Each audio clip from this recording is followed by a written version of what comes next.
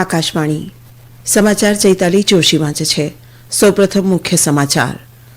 પ્રધાનમંત્રી નરેન્દ્ર મોદીએ આજે ભારપૂર્વક કહ્યું છે કે તેમની સરકારના શાસનકાળના 10 વર્ષ ગરીબોને સમર્પિત રહ્યા છે। પ્રધાનમંત્રી નરેન્દ્ર મોદીએ મકર સંક્રાંતિ નિમિત્તે લોકોને શુભકામના આપી છે।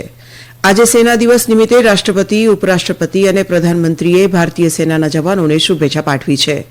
ભારત અને ઈરાને ચાબહાર બંદર પર લાંબા ગાળાનું સહકાર માળખું સ્થાપવા વિશે આજે ઊંડી ચર્ચા કરી અને વિશ્વ આર્થિક મંચની 54મી વાર્ષિક બેઠક આજથી સ્વિટ્ઝરલેન્ડના દાવોસમાં શરૂ થઈ ગઈ છે। સમાચાર વિગતવાર।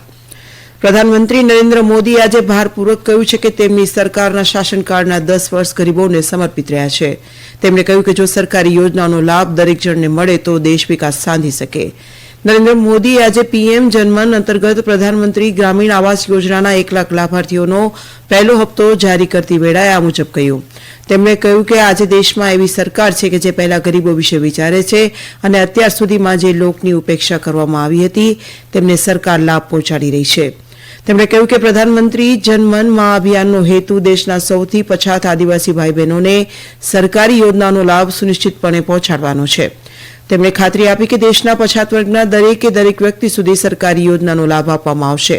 તેમણે જણાવ્યું કે સરકારે લગભગ અત્યંત પછાત વર્ગના આદિવાસી સમુદાયના 30,000 ખેડૂતોને પ્રધાનમંત્રી કિસાન સન્માન નિધિ યોજના સાથે જોડ્યા છે અને આવા 40,000 લાભાર્થીઓના બેંક ખાતા ખોલવામાં આવ્યા છે। આ પ્રસંગે પીએમ મોદીએ પીએમ જનમન યોજનાના લાભાર્થીઓ સાથે વાતચીત કરી। પ્રધાનમંત્રી નરેન્દ્ર મોદીએ મકર સંક્રાંતિ નિમિત્તે લોકોને શુભકામના આપી છે। સોશિયલ મીડિયા પરની એક પોસ્ટમાં નરેન્દ્ર મોદીએ કહ્યું કે આ પવિત્ર તહેવાર ધ્યાન અને દાન પુણ્યની પાવન પરંપરાઓ સાથે જોડાયેલો છે। મકર સંક્રાંતિના પાવન પર્વ પ્રસંગે તેમણે ઉત્તરાયણ સૂર્ય દેવતાને બધા દેશવાસીઓને પ્રસન્નતા, સુખ, સમૃદ્ધિ, સૌભાગ્ય અને સારું આરોગ્ય પ્રદાન કરવાની પ્રાર્થના કરી। પોંગલ નિમિત્તે શુભેચ્છા પાઠવતા શ્રી મોદીએ પાકની લણણીનો આ ઉત્સવ નવી આશાઓ અને નવી શરૂઆત લઈને આવશે તેવી આશા વ્યક્ત કરી હતી। પ્રધાનમંત્રીએ માઘ બીહુ નિમિત્તે શુભકામના વ્યક્ત કરતા આશા વ્યક્ત કરી કે ભવિષ્યનો સમય પ્રસન્નતા અને આશાઓથી પરિપૂર્ણ રહે। આજે સેના દિવસ નિમિત્તે રાષ્ટ્રપતિ, ઉપરાષ્ટ્રપતિ અને પ્રધાનમંત્રીએ ભારતીય સેનાના જવાનોને શુભેચ્છા પાઠવી છે। એક સોશિયલ સંદેશમાં રાષ્ટ્રપતિ દ્રૌપદી મુર્મુએ કહ્યું કે ભારતીય સેનાની બહાદુરીની લાંબી પરંપરા છે જે અત્યંત સમર્પણ સાથે દેશની સરહદોની રક્ષા કરે છે। તેમણે કહ્યું કે સેનાની દેશભક્તિ તમામ નાગરિકો માટે પ્રેરણાનો એક મહાન સ્ત્રોત છે। તેમણે કહ્યું કે રાષ્ટ્ર, માતૃભૂમિ માટે પોતાનો જીવ આપનાર લોકોને શ્રદ્ધાંજલિ આપે છે અને ભારતીય સેનાની ભાવનાને સલામ કરે છે। ઉપરાષ્ટ્રપતિ જગદીપ ધનખડે એક સોશિયલ મીડિયા સંદેશમાં કહ્યું કે ભારતીય સેનાનું અનુશાસન, હિંમત અને ફરજ પ્રત્યેની પ્રતિબદ્ધતા અજોડ છે। તેમણે ભારતીય સેનાની ભાવના, અતૂટ સંકલ્પ સાથેની રાષ્ટ્રની રક્ષા કરીને સતત ચમકતી રહે તેવી આશા વ્યક્ત કરી હતી। એક સોશિયલ મીડિયા સંદેશમાં પ્રધાનમંત્રી નરેન્દ્ર મોદીએ કહ્યું કે સેના દિવસ પર રાષ્ટ્ર તેના સૈનિકોના અસાધારણ સાહસ, અડગ પ્રતિબદ્ધતા અને બલિદાનનું સન્માન કરે છે। શ્રી મોદીએ કહ્યું કે રાષ્ટ્રની રક્ષા અને દેશની સાર્વભૌમત્વ જાળવવામાં સૈનિકોનું અતૂટ સમર્પણ તેમની બહાદુરીનો પુરાવો છે। તેમણે કહ્યું કે સૈનિકો દેશની તાકાત અને હિંમતના આધાર સ્તંભ છે। સંરક્ષણ મંત્રી રાજનાથસિંહે આજે સેના દિન નિમિત્તે લખનૌમાં યોજવામાં આવેલા કાર્યક્રમ શૌર્ય સંધ્યામાં ભાગ લીધો। એક કાર્યક્રમમાં માર્શલ આર્ટ્સના વિવિધ પ્રકાર, ફ્લાય પાસ્ટ, યુદ્ધ સામગ્રી વગેરે દર્શાવવામાં આવ્યા હતા। સંરક્ષણ દળના વડા જનરલ અનિલ ચૌહાણ, લશ્કરી દળના વડા જનરલ મનોજ પાંડે તેમજ વરિષ્ઠ અધિકારીઓ પણ આ કાર્યક્રમમાં હાજર રહ્યા હતા। સંરક્ષણ મંત્રી રાજનાથસિંહે પ્રાસંગિક પ્રવચનમાં કહ્યું કે ભારતીય લશ્કર માત્ર પરંપરા જ નહીં પરંતુ નવી પહેલો અને વિચારો દ્વારા રચનાત્મક પરિવર્તનને અનુસરે છે। ભારત અને ઈરાને ચાબહાર બંદર પર લાંબા ગાળાનું સહકાર માળખું સ્થાપવા વિશે આજે ઊંડી ચર્ચા કરી। ઈરાનના સત્તાવાર પ્રવાસે ગયેલા વિદેશ મંત્રી ડોક્ટર એસ જયશંકરે ઈરાનના માર્ગ અને શહેરી વિકાસ મંત્રી મેહરદાદ બદર પાસની મુલાકાત લીધી। બંને નેતાઓએ આંતરરાષ્ટ્રીય ઉત્તર દક્ષિણ પરિવહન માર્ગ અંગે વિચારોનું આદાન પ્રદાન કર્યું। ડોક્ટર એસ જયશંકર ઈરાનના 2 દિવસના પ્રવાસે ગયા છે। ડોક્ટર જયશંકર 2 દિવસના પ્રવાસ દરમિયાન ઈરાનના વિદેશ મંત્રી ડોક્ટર હુસૈન અમીર અબ્દુલ્લાહિયાન સાથે બેઠક કરશે। તેઓ રાતા સમુદ્રમાં સુરક્ષાની પરિસ્થિતિ તેમજ દ્વિપક્ષી, પ્રાદેશિક અને વૈશ્વિક મુદ્દાઓ સહિત અનેક મુદ્દાઓ વિશે ચર્ચા કરશે। વિદેશ મંત્રીની ઈરાનની આ મુલાકાત રાતા સમુદ્રમાં જહાજો પર હૌથી વિદ્રોહીઓના હુમલા અને ઇઝરાયલ હમાસ યુદ્ધ જેવા વૈશ્વિક સંકટો વચ્ચે યોજાઈ રહી છે। આ સમાચાર આપ આકાશવાણી પરથી સાંભળી રહ્યા છો। વિશ્વ આર્થિક મંચની 54મી વાર્ષિક બેઠક આજથી સ્વિટ્ઝરલેન્ડના દાવોસમાં શરૂ થઈ ગઈ છે. આ સંમેલનનો આ વખતનો વિષય છે ફરીથી વિશ્વાસ સંપાદન કરવો, નવી ટેકનોલોજી દ્વારા નવી તકો શોધવી તથા નિર્ણય લેવામાં તેમજ વૈશ્વિક ભાગીદારીમાં એની અસર પર ધ્યાન કેન્દ્રિત કરવું. તેમાં આબોહવા પરિવર્તન, આર્ટિફિશિયલ ઇન્ટેલિજન્સના જોખમો, આર્થિક પ્રશ્નો, ભૂરાજકીય વિખંડન વચ્ચે સહકાર અને વિશ્વની અન્ય સમસ્યાઓ વિશે ચર્ચા કરવામાં આવશે. તેમાં યુક્રેન યુદ્ધ, ઇઝરાયલ હમાસ યુદ્ધ જેવા મુદ્દાઓને પણ આવરી લેવામાં આવશે. કેન્દ્રીય મંત્રી સ્મૃતિ ઈરાની, અશ્વિની વૈષ્ણવ તેમજ હરદીપસિંહ પુરી આ 5 દિવસમાં આવનારા સંમેલનમાં ભારતનું પ્રતિનિધિત્વ કરશે. મહારાષ્ટ્રના મુખ્યમંત્રી એકનાથ શિંદે, તેલંગાણાના મુખ્યમંત્રી રેવંત રેડ્ડી અને કર્ણાટકના મુખ્યમંત્રી સિદ્ધારમૈયા તેમજ 100 થી વધારે કાર્યકારી અધિકારીઓનો ભારતીય પ્રતિનિધિમંડળમાં સમાવેશ કરવામાં આવ્યો છે.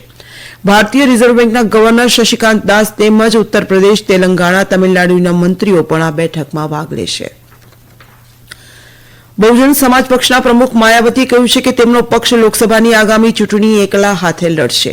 આજે પોતાના જન્મદિવસ નિમિત્તે લખનૌમાં પોતાના પક્ષના કાર્યાલયમાં પત્રકારો સાથેની વાતચીતમાં માયાવતીએ કહ્યું કે આ વર્ષે એપ્રિલ મે મહિનામાં યોજાનારી લોકસભાની ચૂંટણી માટે બહુજન સમાજ પક્ષ કોઈપણ પક્ષ સાથે ગઠબંધન નહીં કરશે.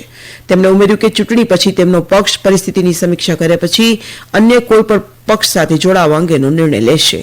મીડિયામાં તેમના રાજકારણમાંથી સંન્યાસ લેવા અંગેના અહેવાલોને માયાવતીએ સ્પષ્ટપણે નકારી કાઢ્યા. મહારાષ્ટ્રના ભૂતપૂર્વ મુખ્યમંત્રી ઉદ્ધવ ઠાકરેના નેતૃત્વ હેઠળના શિવસેના જૂથે આજે મહારાષ્ટ્ર વિધાનસભાના સ્પીકર રાહુલ નાર્વેકરના એકનાથ શિંદેના જૂથને ખરી શિવસેના તરીકે ગણવાના નિર્ણયને વિરુદ્ધ સુપ્રીમ કોર્ટમાં પડકાર્યો છે. ઉદ્ધવ ઠાકરેના નેતૃત્વ હેઠળના જૂથે મહારાષ્ટ્રના સ્પીકરના નિર્ણય પર કામચલાઉ પ્રતિબંધ ફરમાવવાની તેમજ શિંદે જૂથના વિધાનસભ્યોને મહારાષ્ટ્ર રાજ્ય વિધાનસભામાં ભાગ લેતા રોકવાની વચગાળાની રાહત આપવાની પણ માંગણી કરી છે. અત્રે યાદ અપાવીએ કે ગયા બુધવારે મહારાષ્ટ્રના સ્પીકરે શિંદે જૂથને શિવસેનાના મૂળ જૂથ હોવાનું ઠરાવ્યું હતું. મહારાષ્ટ્રના સ્પીકરે કહ્યું હતું કે ઉદ્ધવ ઠાકરેને શિવસેનાના બંધારણ મુજબ વિધાન પક્ષના નેતા તરીકે એકનાથ શિંદેને દૂર કરવાની કોઈ સત્તા નથી. ઉદ્ધવ ઠાકરે જૂથે સ્પીકરના ચુકાદા પહેલા મુખ્યમંત્રી એકનાથ શિંદે સ્પીકરને મળ્યા ત્યારે પણ સુપ્રીમ કોર્ટનો સંપર્ક કર્યો હતો. જમ્મુ અને કાશ્મીરના ઉધમપુર જિલ્લાના રામનગરના દૂરના પહાડી વિસ્તારો માટે કેન્દ્રીય વિજ્ઞાન અને ટેકનોલોજી રાજ્યમંત્રી ડોક્ટર જીતેન્દ્રસિંહે આર્ટિફિશિયલ ઇન્ટેલિજન્સ AI સમક્ષ અત્યાધુનિક ટેલિમેડિસિન મોબાઈલ ક્લિનિક આરોગ્ય ડોક્ટર્સ ઓન વ્હીલ લોન્ચ કર્યું છે. તેમણે કહ્યું કે અદ્યતન ટેલી ક્લિનિક એ પ્રદેશના દૂરના વિસ્તારોમાં સુવિધાઓમાં ઉપલબ્ધ નથી, ત્યાં આરોગ્ય સેવા પૂરી પાડવા માટે ખૂબ ઉપયોગી સાબિત થશે.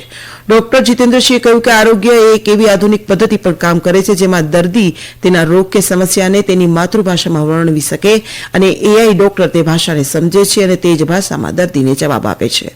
ત્યારબાદ દર્દીને દેશના અગ્રણી સુપર સ્પેશિયાલિસ્ટ હોસ્પિટલ સાથે જોડ્યા બાદ 40 થી 50 મિનિટમાં પ્રિસ્ક્રિપ્શન આપવામાં આવશે છે.